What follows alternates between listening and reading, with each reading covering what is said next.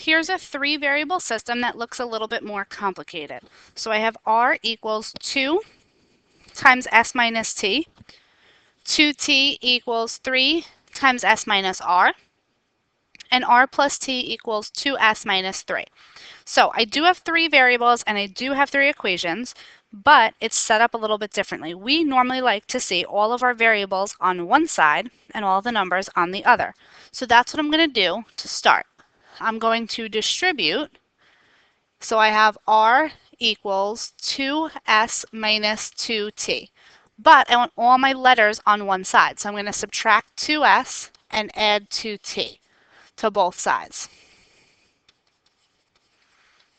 So I'm going to get r minus 2s plus 2t equals 0. So that's equation number 1. Then I'm going to do the same thing in the second equation. So I'll work with that over here.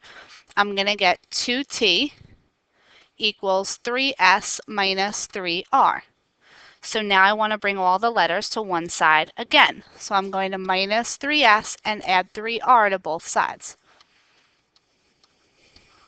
So I have 2t minus 3s plus 3r equals 0. But I want to keep it in the same order as my first equation, so I'm just going to reorder this.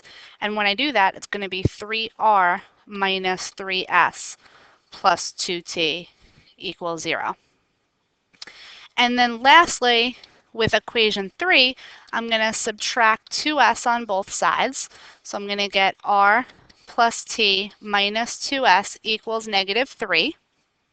But once again, I want to order that in the same order. So r minus 2s plus t equals negative 3. So I have this work all over the place. So the first thing I want to do is I want to list them in order and label them so I know what we're talking about. My first equation is r minus 2s plus 2t equals 0. My second equation is 3r minus 3s plus 2t equals 0. And my third equation is r minus 2s plus t equals negative 3. And now this looks like all the other ones that we know how to do. So that's what I'm going to work with. So let me scroll down so that's the only thing we're looking at. So here are my 3 equations with my 3 variables. Remember, when you are solving a 3-variable system, you want to group the equations 2 at a time, and you want to cancel the same variable in both sets of equations. There are multiple ways to do this. You can solve for different variables, you can group different equations, but you should end up with the same answer. So I want to get additive inverses. So looking at these 3 equations, which variable looks the easiest to cancel or the most similar to additive inverses? So it should be the t's. Like I said, you can do a different one, but I'm going to work with the t's. So my first step, well, that was my first step, getting them all organized nice and neatly. But now when I'm solving, my first step is going to be equations 1 and 2, and I'm going to cancel t. So equation 1, r minus 2s plus 2t equals 0. And equation 2, 3r minus, oh, I copied that wrong up here. It should be 3r minus 3s. Okay, so 3r minus 3s plus 2t equals 0.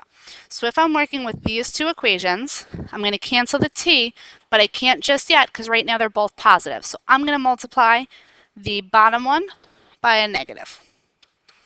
So my first equation stays.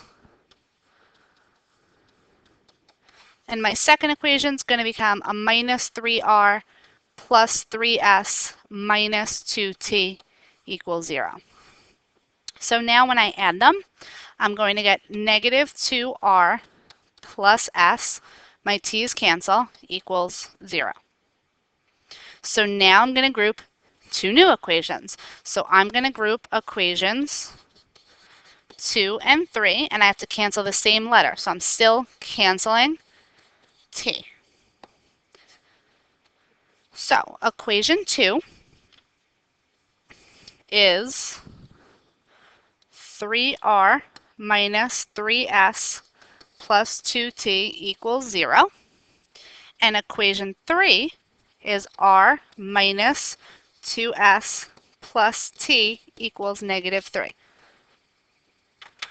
So if I want to cancel the t's, I need this bottom equation to be multiplied by a negative 2. So my top equation is staying.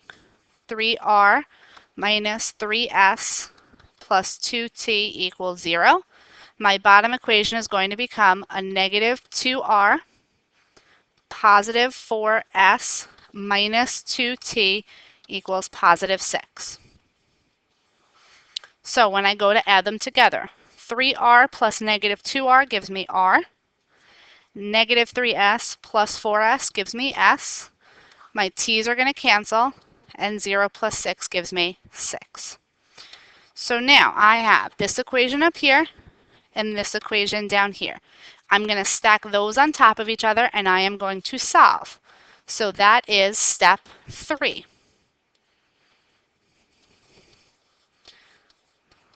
Solve the 2 variable. So my first equation was negative 2r plus s equals 0. And my next equation was r plus s equals 6.